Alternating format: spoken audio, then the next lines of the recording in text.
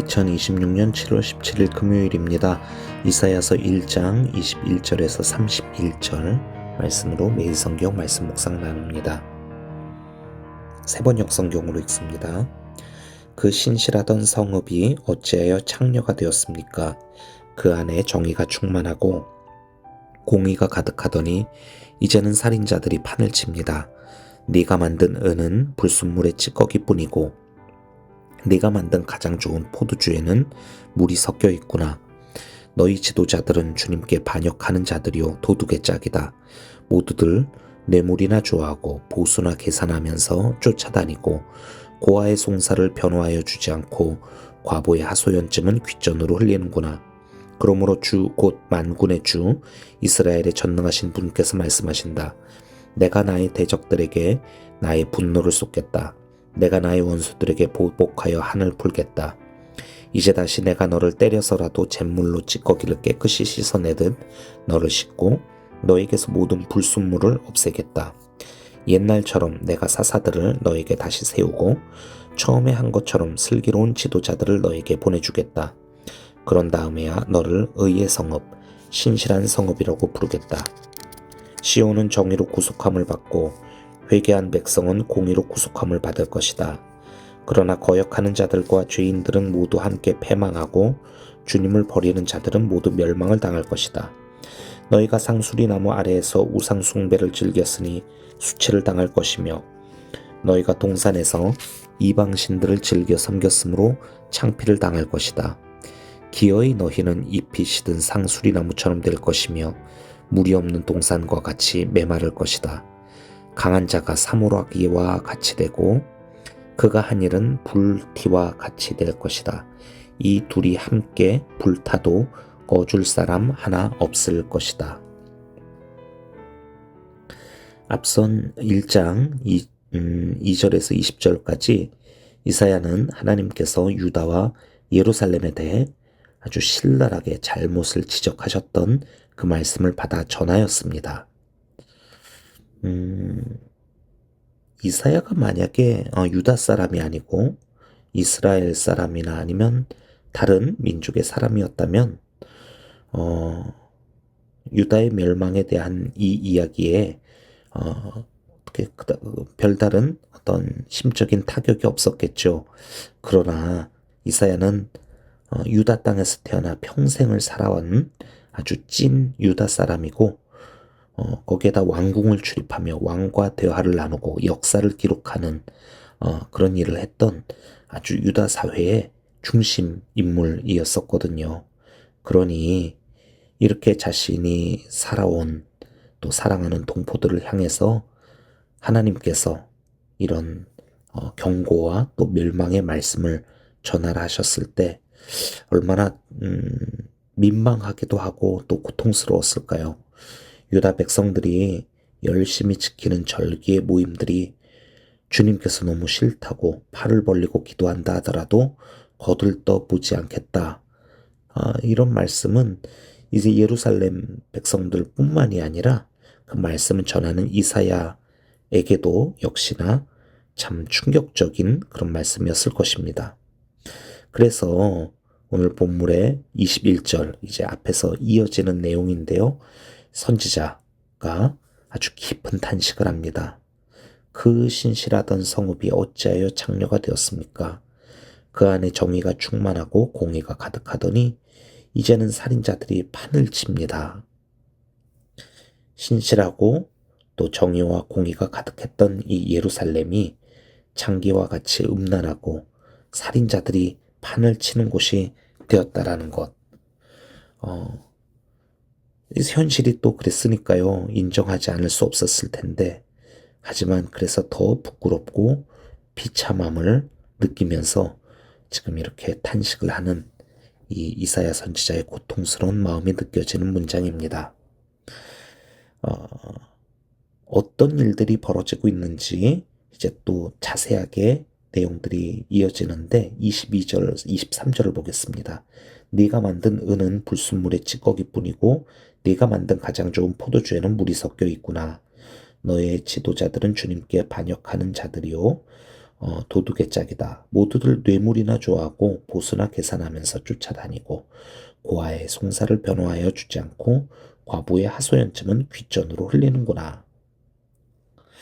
그런데 지금 이런 고발의 내용이 담겨 있는 구절을 읽으면서 예루살렘에서 벌어지고 있는 이 죄악들인데요. 물론 잘못이죠.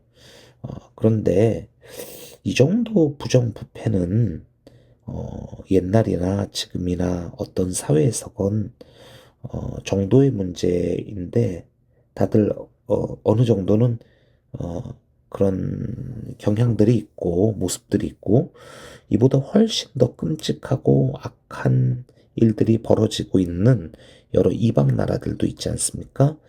근데 이런 정도를 가지고 지금 예루살렘, 유다의 멸망을 이야기한다라는 것 어떻게 생각하십니까? 좀 너무하지 않습니까? 우리보다 훨씬 더 악한 그런 여러 나라들, 여러 민족들이 있습니다. 그런 마음이 이 선포된 이 말씀을 듣는 백성들이나 또 지도자들 가운데는 들 수도 있었을 것 같아요. 자, 그런데 이사야가 지금 하나님의 말씀을 받아서 이렇게 제기하는 이 문제의 본질에 대해서 좀 더 고민할 필요가 있겠습니다. 하나님께서는 지금 당신의 백성들이죠. 이 하나님 나라 공동체의 기본 시스템이 전체적으로 무너진 것을 지적하고 계십니다. 살인자들이 판을 친다라고 했는데 이것은 살인 강도짓을 하는 흉악범들이 들끓는다라고 하는 좀 문자적인 의미뿐만이 아니라 정의를 팔고 약자를 방치하며 그러면서 사람들의 삶이 무너져 내리고 있는 그런 상황을 의미합니다. 은과 포도주는 원래 가장 순수할 때 그 순수함으로 가치가 있는 것이지 않습니까? 그런데 거기에 불순물이 섞이고 또 희석이 되었다라고 하는 거예요. 이것은 예루살렘의 영적인 도덕적인 상태를 비유하는 말이라 하겠습니다.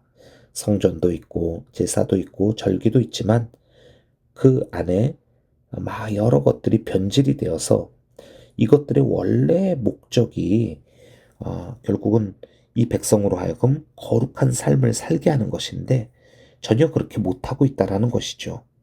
오히려 잘못된 삶을 살면서도 이런 종교적 행위들을 통해서 면죄부를 받는 식으로 그래서 좀 다른 의미로 악을 부추기고 있는 중인 것입니다. 지도자들은 이러한 잘못과 악과 싸우고 약자를 보호하는 것이 그들의 원래의 존재의 목적인데 뇌물을 받으며 고아와 과부와 같은 자기 권리를 스스로 보호하기 어렵거나 경제적으로 연약한 이들을 돌보지 않으므로 이 사회를 마치 짐승의 세상과 같은 약육강식과 적자 생존의 상황으로 만들어 버린 것이죠. 정리하자면 이사야서 1장에서 하나님께서 분노하시는 이유는 예배와 삶이 완전히 분리되고 오히려 그 예배가 삶을 더 악하게 만들고 있다라는 것이었습니다. 지도자들이 정의의 수호라고 하는 본연의 임무를 버리고 악이 만연하도록 또 방치하고 있는 그런 모습이기도 하고요. 무엇보다도 이러한 모든 것들이 몇몇 사람들만의 일시적인 실수가 아니라 유다 이 공동체 전체의 체질이 되어버렸다라는 것입니다. 타락하고 범죄한 온 세상을 회개케 하려고 하나님께 돌아오도록 하기 위해서 세워진 공동체가 바로 이 유다 공동체였는데 이들은 스스로 자신의 정체성과 그 존재의 목적을 지금 상실하였습니다. 그래서 이렇게 하나님께서 고통스러워 하시는 것이죠. 오늘 본문은 이런 유다와 예루살렘에 대한 무서운 심판의 내용으로 가득한데 그럼에도 또 우리가 눈여겨볼 것은 이 모든 말씀의 목적이 단순히 파괴와 멸망에 대한 선포가 아니라 또 이들을 깨끗게 하고 또 회복케 하는 데 있다는 것입니다. 25절을 보시죠. 이제 다시 내가 너를 때려서라도 잿물로 찌꺼기를 깨끗이 씻어내듯 너를 씻고 너에게서 모든 불순물을 없애겠다. 하나님은 이 공동체에 다시 슬기로운 지도자를 세우실 것이고 이 성읍이 마침내 의롭고 신실한 성읍이라고 하는 그 이름을 되찾게 하시겠다고 말씀하시면서 27절에서 시온은 정의로 구속함을 받고 회개한 백성은 공의로 구속함을 받을 것이다 라고 약속하십니다. 그래서 오늘 본문을 우리가 읽을 때 단순히 부정부패하면 안 된다는 정도 그런 교훈 이상의 것을 저희가 생각했으면 좋겠어요.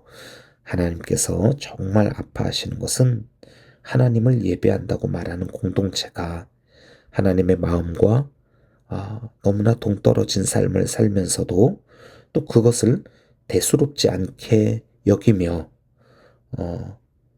제사 드리면 되지, 명절 지키면 되지 하는 그런 마음을 갖고 있다는 것입니다. 성전은 남아있고 제사는 계속되지만 정의와 공의가 사라진 예루살렘처럼 우리의 삶에도 예배와 기도와 봉사의 모양은 가지고 있으면서 정작 내가 살아가는 그곳에서 가정과 일터와 또 이 지역, 사회와 그리고 교회 공동체 이 안에서 정직함을 잃고 연약한 사람의 아픔에 무관심하며 내 이익을 위해 불의와 타협하고 있지는 않은지 오늘 말씀을 보면서 또 돌아보게 됩니다. 두렵고 떨리는 그런 내용인데 하지만 그럼에도 또 우리가 감사하고 희망을 갖는 것은 하나님께서 우리를 책망하시는 목적이 버리기 위함이 아니라 다시 깨끗하게 하시고 회복시키기 위함이라는 사실이죠. 그러므로 오늘 우리가 하나님의 책망 앞에서 마음이 무너져 내린다든지 또는 그 반대로 여전히 완악하게 변명하고 또 별일 아니라는 식으로 또 그렇게 생각하고 넘어가는 그런 것이 아니라 우리를 구원하시기 위한, 더 낫게 하시기 위한, 회복하시기 위한, 깨끗게 하시기 위한 하나님의 선하신 그런 뜻을 우리가 감사로 또 기대함으로 받아들이며 우리 삶 속에 섞여 있는 여러 가지 더러운 것들을 잘못된 것들을 주님 앞에 정직하게 또 고백하고 회개하며 우리 마음을 돌이키는 그런 시간을 가졌으면 좋겠습니다. 하나님께서는 회개하는 백성을 구속하시고 그 무너진 신실함을 다시 회복시키겠다라고 약속하셨으니까 말입니다. 함께 말씀 마음에 기억하며 새기며 기도하겠습니다. 하나님 아버지, 유다 백성들이 참 열심히 예배드리는 그런 나라였고 또 백성들이었지만 그러한 믿음과 삶이 함께 가지 못하고 분리되어 그러면서 자신들의 그 욕망과 또 그것을 추구하는 데 있어서 정의를, 은혜를 잃어버린 이 모습들을 오늘 말씀을 통하여 다시 한번 보게 됩니다. 하나님을 향한 우리의 마음이 주님의 마음의 중심에 다시 그 방향을 맞출 수 있도록 하나님 정직을 그리고 공의를 하나님의 은혜와 긍휼을 사모하는 마음을 우리에게 주시옵소서. 하나님께서 그런 우리의 마음을 씻어주시고 거룩하게 하시며 그리고 우리를 이 땅에 세우신 그 목적을, 우리의 존재의 목적을 다시 한번 새롭게 변화시키시고 또 그렇게 세워주실 줄 믿습니다. 그리고 우리가 살아가는 그 현장 가운데서, 가정에서, 또 일터에서, 학교에서, 공동체 안에서 서로가 서로에게 하나님의 살아있는 또 선지자의 메시지와 같은 그런 삶으로 살아갈 수 있도록 하여 주시옵소서. 예수 그리스도의 이름으로 기도합니다. 아멘.